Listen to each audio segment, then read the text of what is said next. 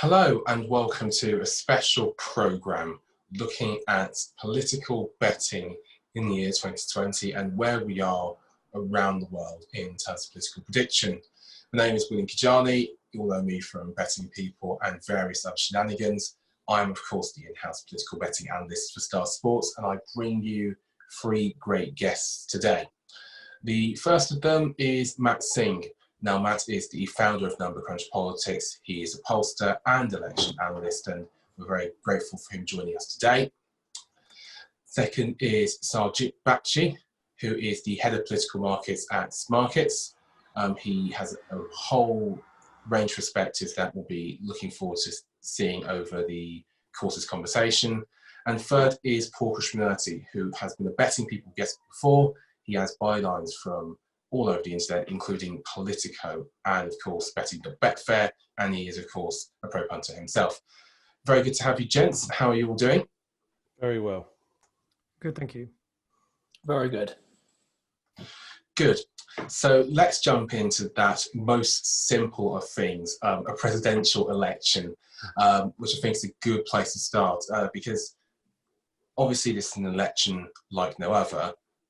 The biggest change, I think, from 2020 in terms of 2019 is basically the lack, really, of in-person politics. I was wondering, actually, as somebody who tracks all of these factors, Paul, what change do you think that will have on the contest? You know, the fact that we've gone quite a significant amount of time without an in-person rally, we might not really have a convention or something normal like that you'd expect in previous years. Well, I think if we were dealing with a conventional situation, then that would be negative for Trump, because Trump definitely generates more excitement at his rallies, and he definitely has a more excited base. And Biden probably generates less enthusiasm than Clinton did, which takes some doing. But I don't actually think there's many persuadables out there. I think that really all this is going to come down to is each side getting their vote out and avoiding a third-party split. So from that point of view, it doesn't help Trump if it cuts down the excitement, but I don't think it's actually going to make that much difference to the result. Okay, and speaking of the current situation, Matt, the president's approval ratings are often used, I think, to track his chance of success in the re-election year. What is obviously the current situation we're in with COVID-19? What has that done for his approval and disapproval ratings? Well, like most world leaders, he has had a bit of a bounce. There has been this sort of rally round the flag effect, as we call it, partly because even though obviously we're not in a literal war, it could be likened to, and a lot of people have likened it to, a warlike situation. And it certainly seems as though voters in many countries are behaving similarly. The difference in the US compared with, certainly with the UK and most other places, is that the bounce that Trump got was relatively modest. The average, the 538 builds, I think at the peak maybe had him 2 or 3 points higher in approval than before COVID-19 started. And now he's actually back to where he was. So yes, it does seem to have had a small and temporary impact. But I don't think the impact of that is going to be sustained. I mean, I think what's going to matter more going forward is what happens next. And Sarbjit, at Smarkets, you have a huge amount of options that people can predict, basically, for this election. What changes have you seen in 2020, particularly during the last couple of months, in terms of what choices people are making compared to the latter stage of 2019, when there was still a contest for the Democratic nominee, who we'll discuss later? So really, Trump's prices kind of hovered around between 40 and 50% for that entire period.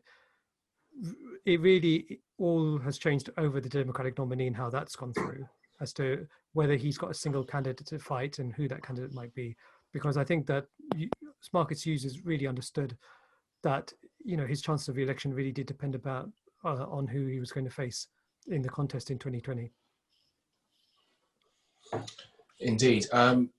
We can't talk about Trump without talking about his opponent, Joe Biden. Now, the enthusiasm problem, as Paul referred to earlier, was a big one for Hillary Clinton. With Biden, there seems to be sort of similar dismay. I was actually wanting to know from you, Paul, if you could compare sort of the two situations in general, how people feel, and is there any data out there about how people feel about Biden and whether particular communities are motivated or demotivated by his presence as the nominee? Well, I think it is a matter of record that he's struggling amongst younger voters, which is a core part of the any Democrat victory. However, at the same time, the Trump's strongly entrenched negatives have not changed. And if anything, they're getting stronger. And I think the distinction between 2020 and 2016 is that whilst Biden might not generate enthusiasm, he's not a hate figure.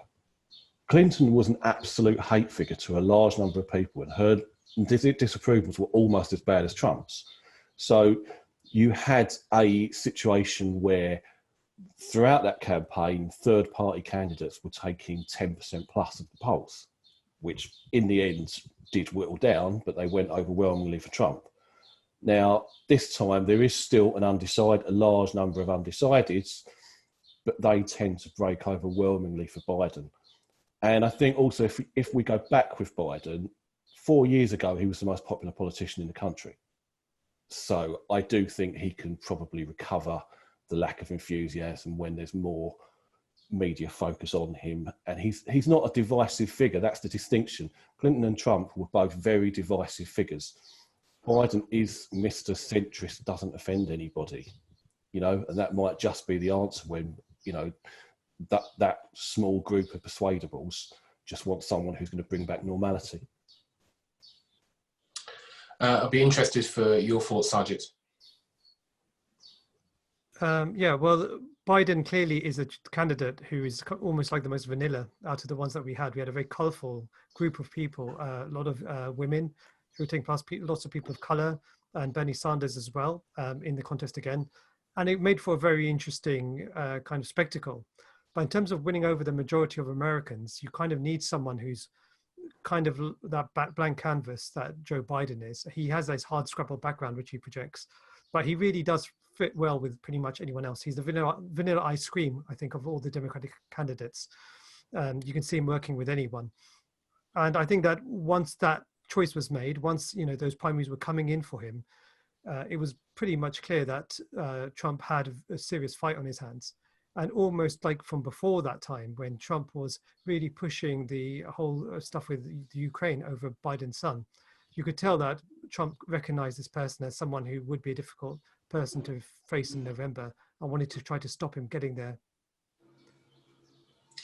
And Matt, I'd also be interested actually, and I'd also like to ask if polling has shown anything from number crunching that suggests Biden might do better in some cases than Clinton did last time out.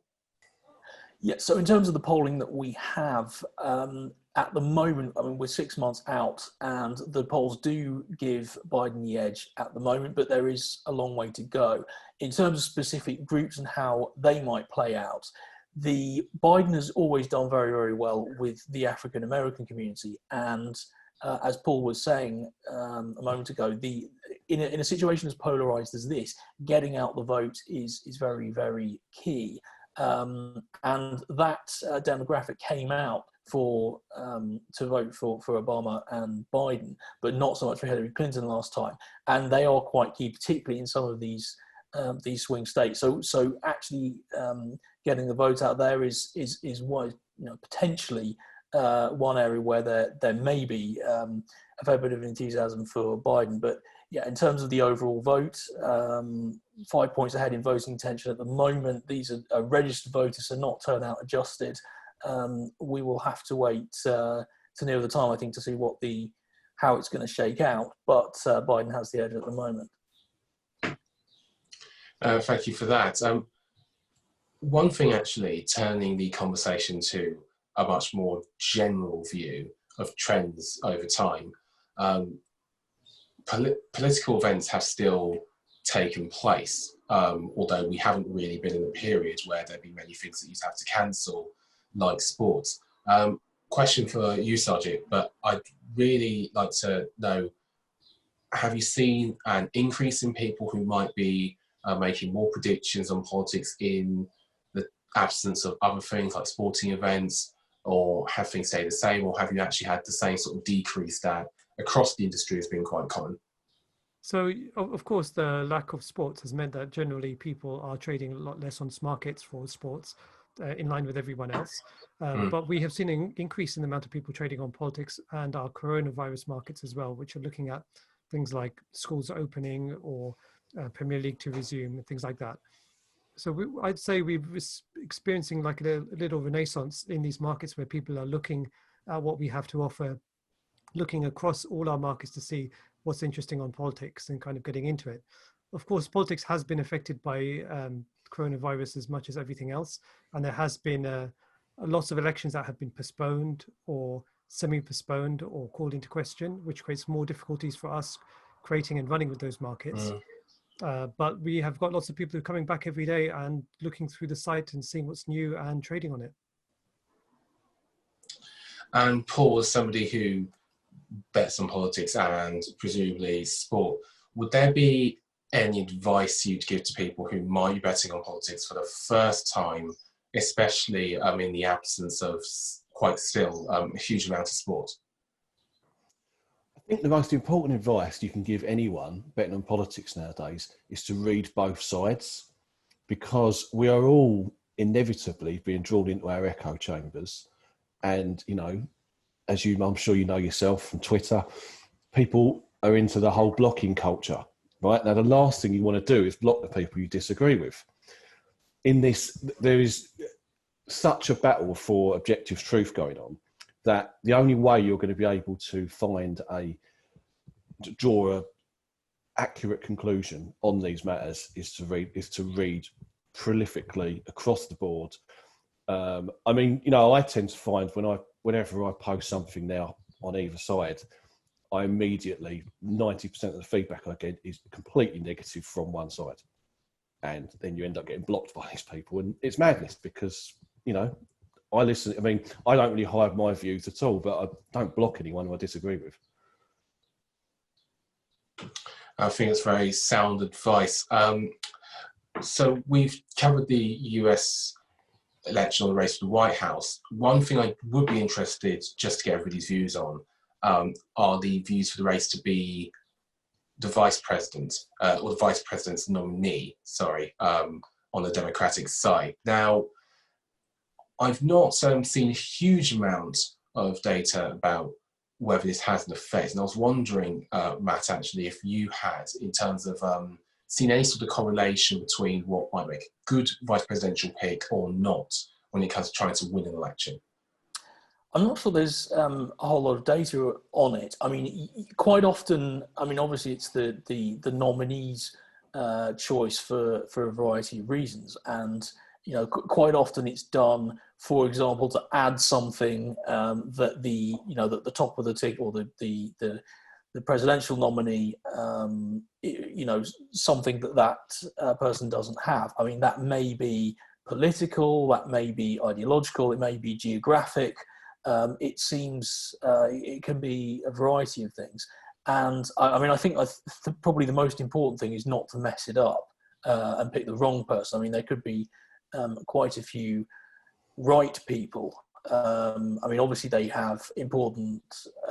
would have important tasks to do as part of that office. And obviously in the campaign, they have a vice presidential debate and a whole lot of other appearances to undertake as well. So it is quite important. I think the important thing is not messing it up, but who the right person is. I mean, haven't even seen any polling on it, partly because it is really too hypothetical, so it probably wouldn't be that useful anyway. But yes, I think it's kind of it's someone who can add something. I mean, Trump, for example, went with Pence because, you know, he's perhaps a perceived weakness with evangelicals.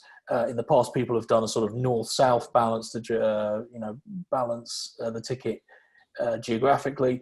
It really comes down to what, Biden's obviously said that he wants to pick a woman, but in terms of the nominee and who she is, remains to be seen.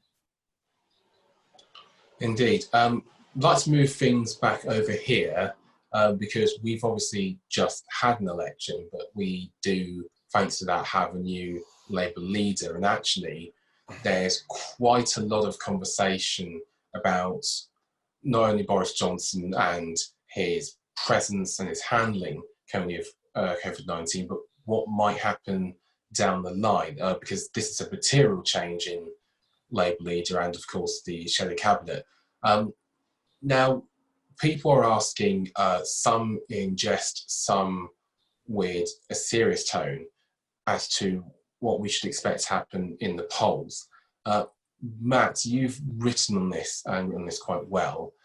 So when traditionally can we expect to see a bounce for a new opposition leader? And is that even actually a thing? Is it an expected thing that changing the opposition leader will give you a bounce? Yeah, quite often new leaders or new leaders of the opposition will give the party a bounce. It has tended to vary. In general, it has a positive effect. Obviously, you have to remember that it tends to be done at the time when a party is doing badly. So some of that positive impact will often be a reversion to the mean. The only real pattern that there's been historically is that the people who have gone on to have very bad election results, so Corbyn himself, and then on the Tory side, in Duncan Smith, for example, they've tended not to get very much of a bounce. But in terms of leaders that have had, or opposition leaders that have had big bounces, it hasn't always been necessarily a good steer as to how they were going to do. For example, Neil Kinnock got a much bigger bounce than Tony Blair did. So yes, it isn't necessarily feed through. It depends on the situation. It depends on the context of what's going on. The one thing to say about the personal ratings of opposition leaders is that they tend to start off. People are talking about the net figure, so the sort of the positive minus the negative, or approve minus disapprove, however it's framed. And quite often what you'll get at the start is a lot of people either neutral, or if there's a neutral option, or undecided.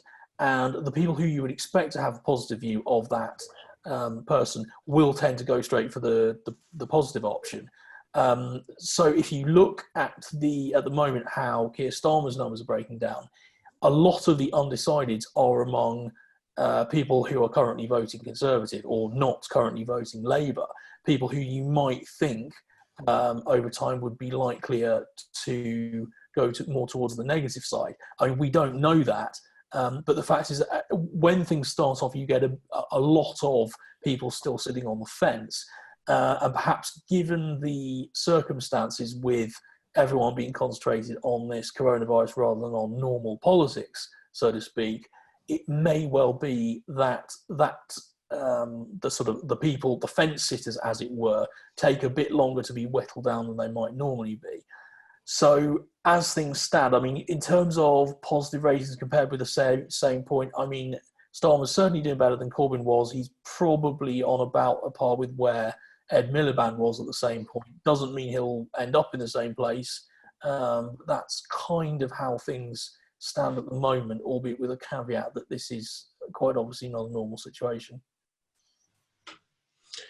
Thank you very much for that. And we're going to come and talk about another subsection of British polling in this conversation.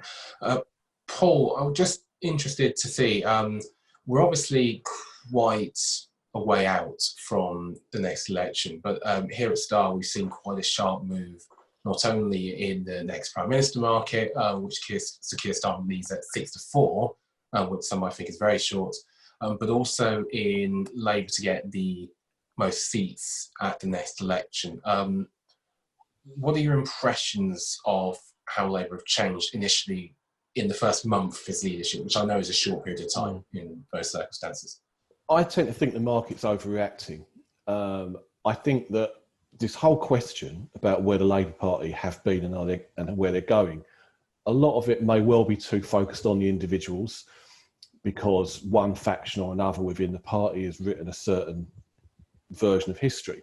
If we really look where Labour started declining, that was around 2005, when Tony Blair won the election with 35%, and then Miliband got 30%. So, in fact, for all Corbyn's weaknesses, Corbyn's performance in 2017 is far and away the best Labour result. Now, the reasons, for my money, behind that are far deeper than individuals. It's simply that the dynamics of British politics have changed, and it's become far more related to culture wars, as in America, and, you know, older,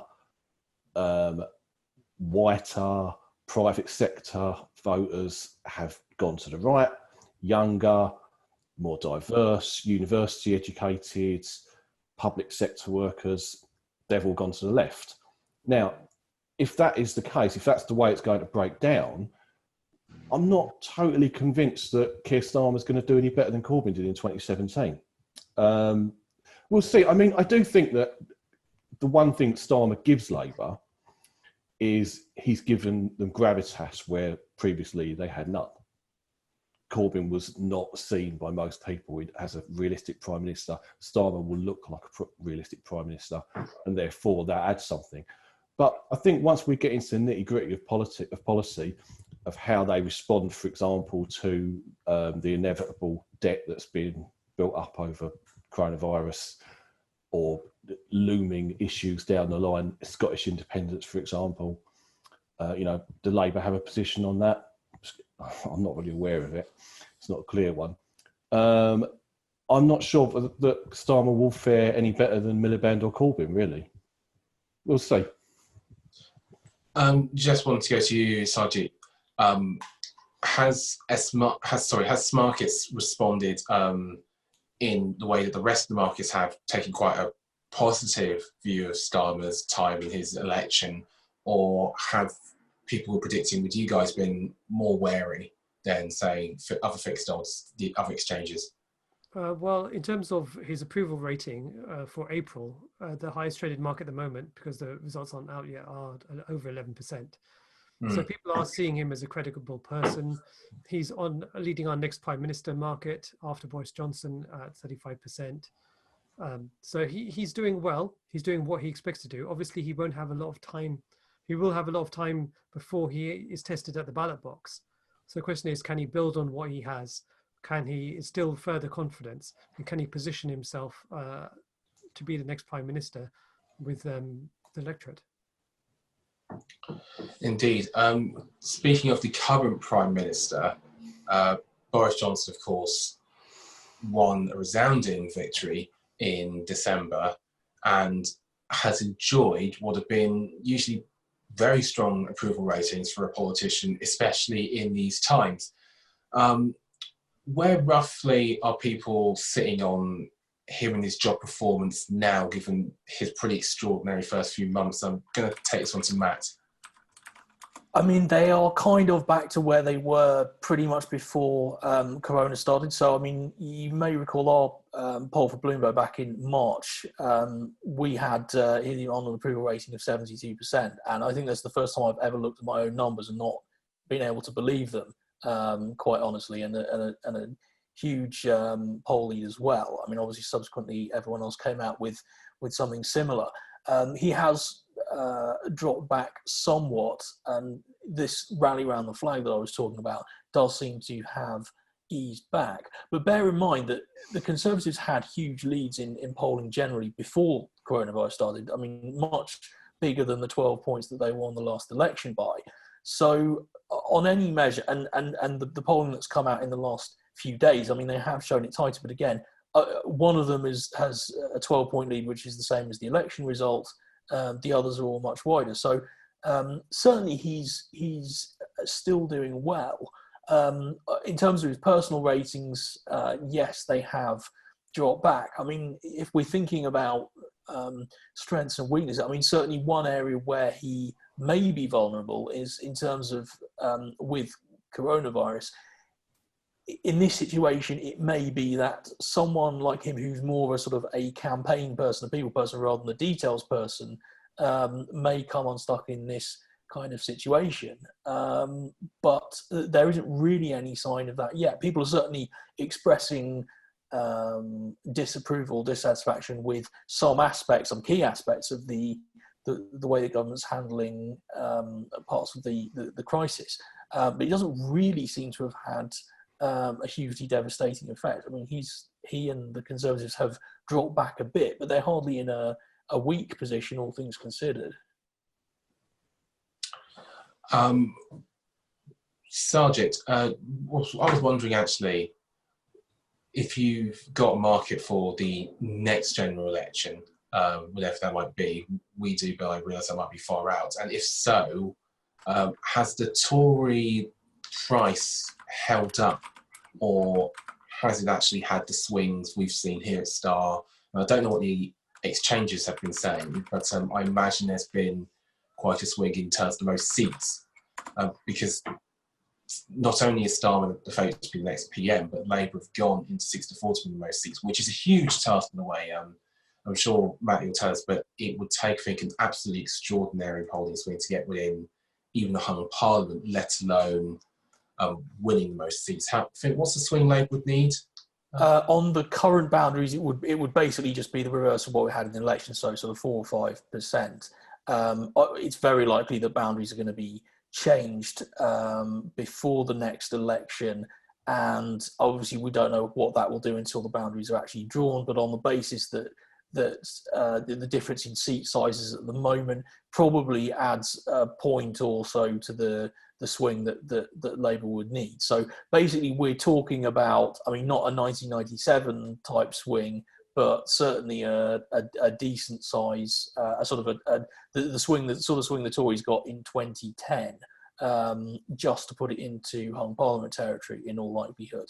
And obviously, if it's only just in hung Parliament territory, then Labour would, unless they start gaining lots and lots of seats from elsewhere, so obviously that means the SNP primarily, then Labour would, even in that situation, be on a very low seat total, which then obviously complicates, if the Tories are only just short, it then makes the whole sort of government formation thing quite a lot more complicated. But so yes, it would take a big swing for Starmer to be next PM, but it could happen. Yeah, so we have got the Conservatives to get the most seats at, last traded was 74%, which is very high, but the current money on offer is 55.87, so 56%. So it looks pretty clear that the Conservatives at this stage are going to get the most seats in the next general election. We know that looking across elections that many seats don't change hands very often. So in terms of a general incumbency issue, the Conservatives will have that in their advantage. It would have to take a very big swing, as Matt was saying, to shift it to Labour, but also areas that maybe haven't been Labour for a long time would also need to shift over, which requires more than the 5 or 6% that you're talking about.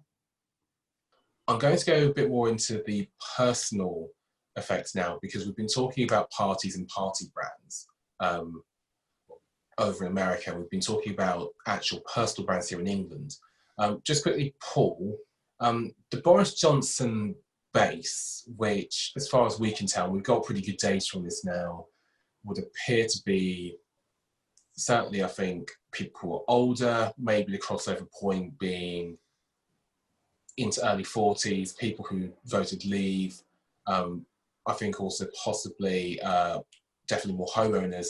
You know, that base seems now to be pretty strong. It seems to have held in various forms apart from 2017.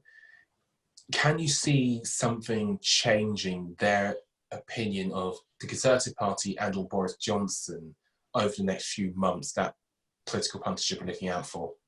Well, I think I would definitely distinguish between Boris Johnson and the Conservative Party, because unless we forget, we go back 9 months even, the Conservative Party were on at sub 30% in the polls. And it was really the excitement that Boris generated going into the election.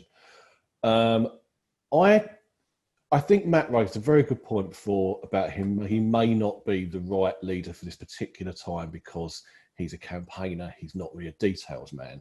And I can absolutely see that hurting.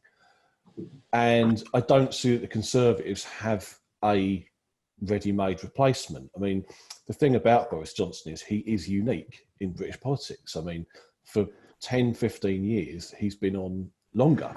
He's been on first name terms. Who on the Labour side does anyone or other Tories do people call by their first name? You know, I can't think of anyone since Maggie, really, who had that.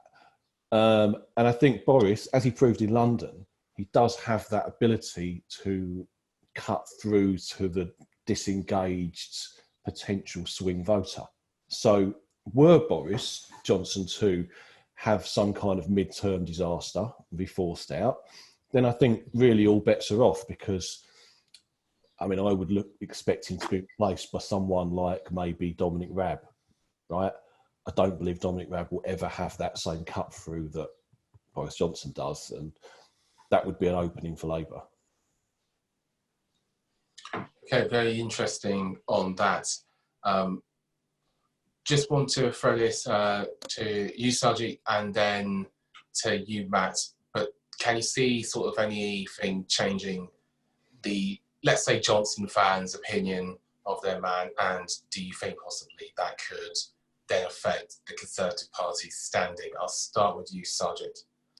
So I think Johnson, he won because of this kind of mix of the charisma that Paul's been mentioning, but also because his very clear message over Brexit. You know, he talked about having an oven-ready Brexit deal and get Brexit done. And I think that was very appealing to many people who were sick of the discussion about Brexit and all the complexities of it. He then surrounded himself with a cabinet entirely composed of Brexiteers to shore up his support and shore up his credentials. If he doesn't deliver Brexit by the end of the year, I think that's going to undermine his position considerably. He's got until June, end of June, to apply for an extension period, which he signaled that he won't. The UK negotiators have pushed down a tough line in front of the EU, saying, well, you'll have to abandon the commitment to the ECJ being able to preside over trade disputes between UK and EU. And if he then is in a position where he has to deliver a hard Brexit, or maybe extend the period, if he extends it at all, it's going to be over for him, I think. I don't think his credibility and his charisma will be enough.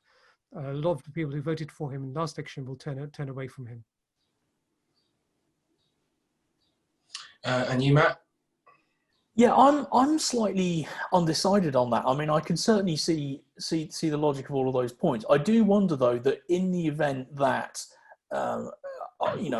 obviously coronavirus would be used as an excuse if it gets pushed out by sort of 6 or 12 months. I'm sure that would have an effect. I mean, bear in mind that about half, depending which poll you look at, about half of Leavers support it, much bigger majority overall, but within Leavers, who are the ones that matter here, about half of them would support it being pushed out. The rest of them, in the short run, I'm sure they'd be quite unhappy about it, and that may give him a hit.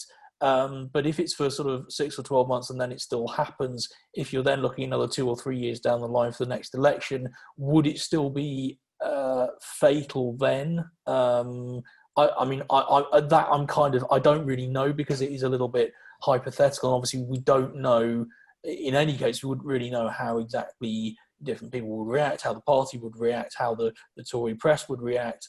And obviously, with coronavirus being around and being the context for it, that muddies it still. So that part I'm not really sure about. In terms of the branding side of things, I mean, one thing that's going to be really interesting to see is how these former Labour Leave voters, I mean, the sorts of people we talk about in these red wall seats, although that perhaps exaggerates the importance of geography because they exist everywhere, including traditional marginals and so on. To what extent they are were lending their votes to the Conservatives either on Brexit or because they didn't like Jeremy Corbyn, and to what extent this is the sort of the dam breaking in this sort of much longer term trend that Paul mentioned and that I've written about a few times, really since about 2005. Voters who had traditionally been Labour had been moving away, and this was sort of really the final thing. If it's the former, then Labour may well be able to get them back with a leader who's not Corbyn, and with Brexit probably off the table or sort of not dominant at the next election. If it's the latter, then I think Labour has some really quite serious structural problems. I think time will tell, but my hunch is that there's probably a bit of both going on. And going back actually to Labour, I was just interested, and I'll start with you again, Matt, but Sir Keir Starmer currently has what I think is, we could all describe as a reasonably blank template with which he might be able to impress people and change just at least his own standing to a wider audience. The Labour Party brand, however, which is something that, and there's plenty of polling again to indicate this, really did hurt their chance at the last election, could take a lot more time to change in the eyes of the average voter. Generally speaking, how big a task do you think he'll have in terms of trying to get people to think about Labour as they might do him, especially a lot of the people who have now returned to the party perhaps after leaving it? Well, he has a huge task, and I think the really important word in that you mentioned, or term, was average voter. The problem is of people who would consider voting Labour, the average voter has really been two types of people. You've always had this coalition between the sort of the more working class side, and in the sort of modern context, that tends to mean the non-university educated side, and the more sort of urban social liberal pro-Remain side. And really the two parts of this coalition, the way Labour's been performing among them have really, it's really become quite lopsided. I mean, in terms of the more sort of the urban and more liberal and university educated voters. I mean, in terms of individual voters and in terms of seats, I mean, in some cases, Labour's doing better than it was at its peak during New Labour. And yet on the other side of the equation, the more sort of blue-collar Brexiteer, the traditional Labour voter and Labour seat, they are losing people who, not voting Labour would have been unthinkable in even the recent past. So the problem Labour's got is it seems to have certainly be doing okay among its new base, but getting its traditional base back. And bear in mind, it's not just the geography, it's because we have a first past the post system. A lot of its new base are not very well distributed geographically, because the sorts of demographics that comprise it tend to be geographically clustered. Graduates, for example, tend to be very clustered in urban areas. And so the task that he's got is really to detoxify the brand, particularly among the voters that Labour lost in the last election and have been slipping away longer term, without in the process losing its newer base, which obviously having votes of any sort is quite valuable. So it is a huge task, and it's going to be interesting to see how he goes about it. And I just wanted to ask basically sort of the same version of that question to Paul and Sarbjit.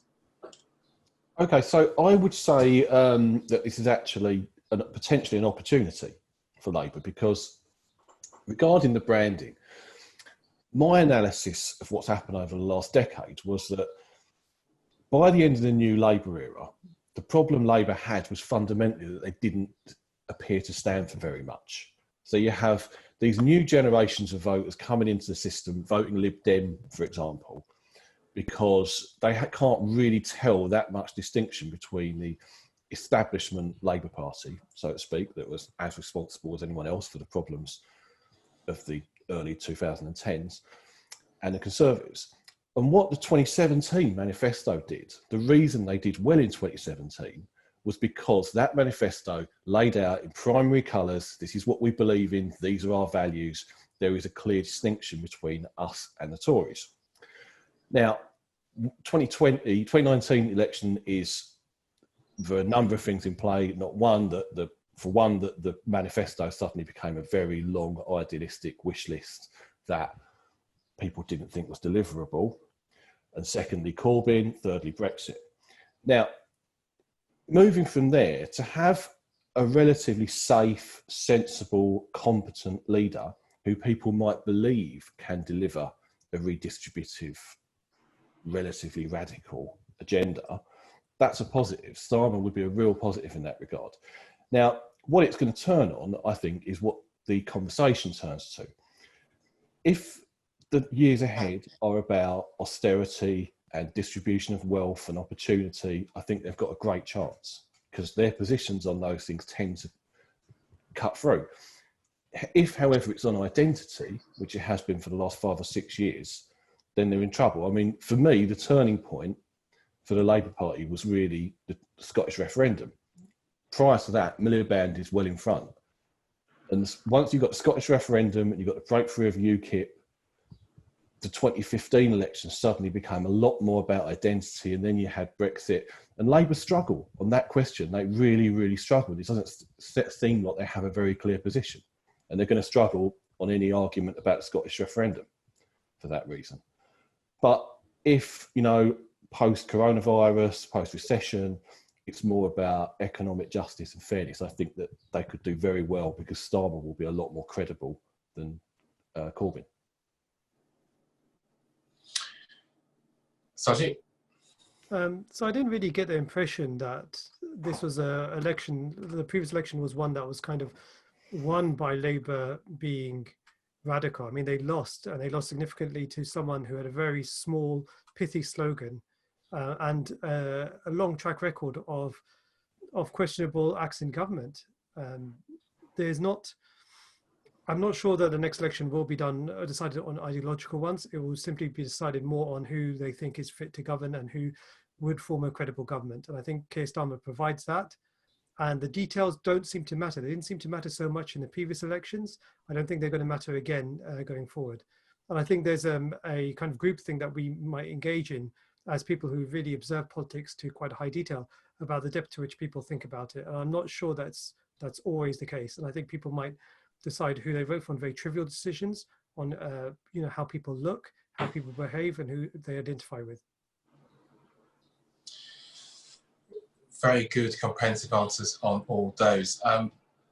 Just looking ahead as we sort of come to the end of this now, but it appears that at least for the end of this year and perhaps into next year, we're not going to really have sort of in-person politics in the way that we've known in the past. I'm really interested for all your answers on this. I want to start with Paul. How do you think this is going to affect maybe leaders of a more populist bent, but also leaders who do best with sort of whipping up excitement? And secondly, how is it going to change the way you think about things when betting politically? Yeah, good question. I do think that this whole culture of the mass rally, I don't know what the data, if there's data to prove this, but I do think this culture of the mass rally has cut through. It's made people, how many votes it swings, but it makes people listen. You know, again, that was something that Corbyn did very well in 2017, was to make it look like it was an exciting thing that was happening. Trump certainly did it. Leave certainly did it, and Remain couldn't. Whereas now, that's not going to happen. So that will be a negative for them. Equally, I think just looking at Prime Minister's questions, having a socially distanced Parliament is a complete game changer. I mean, PMQs is a totally different event now that you've actually got time to hear the question and hear the response. So perhaps it might lead towards choosing our bets on a more substantive basis rather than on a sort of more simplistic brand. But we'll see. I think the point Sarbjit just made before was very good, that the Twitterati, shall we call ourselves, the people who do politics, right? We overestimate the fact that most people don't. They really are just listening to a 10, 15-second soundbite every so often, maybe paying attention in the last week or two of an election campaign. But most of the time, they're not paying attention, and they don't know anything about Keir Starmer, and they've never heard of Lisa Nandy before. And you know, let's see if that changes. It is possible, I guess, that this could be an advantage for Labour just from going to a leadership and a leader that had record negative ratings to somebody who people might look at, even if they don't notice him, for years up to an election and think, I've got no animosity against said person, which I think certainly in hindsight, they absolutely would have taken, especially if, I mean, who knows what will happen by 2024, but fighting an online battlefield is something I think that certain parts of the Labour Party were pretty pleased with. What are your feelings on that, Sarbjit?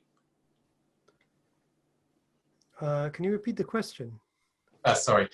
Basically, I was asking what difference or what effect would basically the sort of lack of in-person politics, so rallies, political conferences, basically where people, large amounts of people meet and gather, what effect do you think that might have on politics as a whole, and will it change the way you think about political betting? So I think that the Conservatives have been running this kind of campaign for a long time. They famously bus along supporters to stand behind the Prime Minister during election campaigns and things like this, where ordinary people don't get a chance to interact with them. So they're actually in a very strong position with this. Labour can generate huge amounts of people from working class areas at big rallies, at, Jeremy Corbyn could walk down the street and be mobbed by supporters and other people all the time. So I think it really affects Labour much more than Conservatives. I think that Labour, as a mass movement party with millions of, over 1 million members, has something to bring to in-person gatherings, whereas the Conservatives are much more stage managed. They prefer to do things to camera. Even the last Prime Minister, before Theresa May, David Cameron, used to turn his press conferences into do his speech and then say goodbye and leave. I think that all the social distancing favours the Conservatives and will probably lead to them getting a much stronger result because they know how to do it. And Matt? Yeah, if we're still in anything like the current situation by the time of the next election, I think it has a big impact. Given that seems, certainly I'd hope that it doesn't go on anywhere near that long. Then it's it comes down a lot more to what the effect of it is in the shorter term. And I think I'd probably, in terms of the effect, I'm probably more towards the side that it's over the time that it's likely to have an effect. It probably helps Labour a bit in terms of the PMQ situation, because I think without the sort of noisy, bear in mind they've got a majority of 80 now, so that's a lot of Conservative noise coming from, or would be coming from, behind Boris Johnson. And if that's not there, that does probably help Starmer and his sort of more courtroom, not to be interrupted kind of style. If this doesn't really go on much beyond the next year, then whether it has an effect at the next election, I don't know. I think with the things like the rallies, a lot of what you have to remember is that sort of thing is about optics, because people going to those sorts of things are not wavering or unlikely voters. So it's much more about the effect that it has, and it's kind of one of these things that in theory shouldn't really matter, but it matters because people say it matters, therefore it matters. So it it sort of affects the media narrative and the enthusiasm of the base and so on. So I think, I do think what we are talking about in terms of the impact of this is much more in the short term, and the longer term impact of that aspect, the social distancing aspect, the direct impact on the way politics is done, is likely on its own to be fairly limited. I think it's much what happens with coronavirus more broadly is going to be far, far more important. Okay, coming to the end of this, but one last question, possibly on the spot, but I'm going to ask each of you for the one political bet you'd have right now, could be for any time in the future, right up until the next election. I will start with our betting man, Paul. Lay Donald Trump. 2.06. Sarbjit?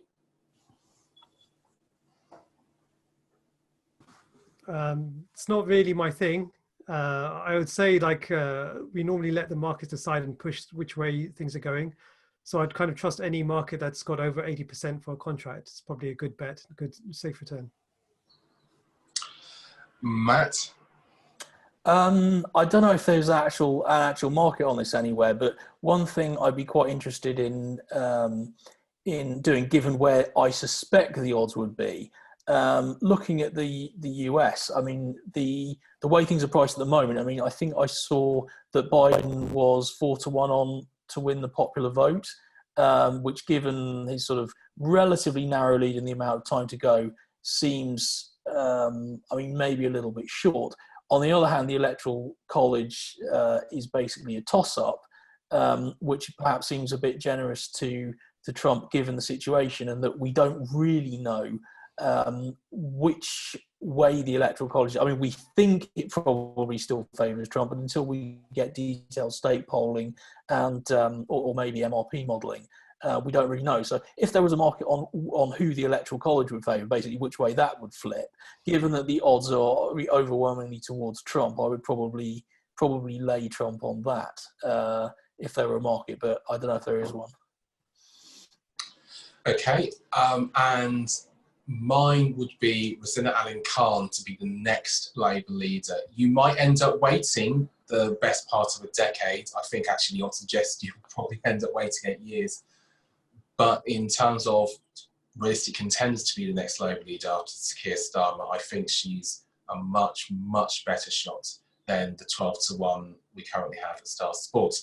I'd like to thank everybody for joining. Hopefully you've gleaned some interesting insights, but big hand to Matt Singh, Paul Krishnamurty and Sarbjit Bakhshi. Thank you. Thank you.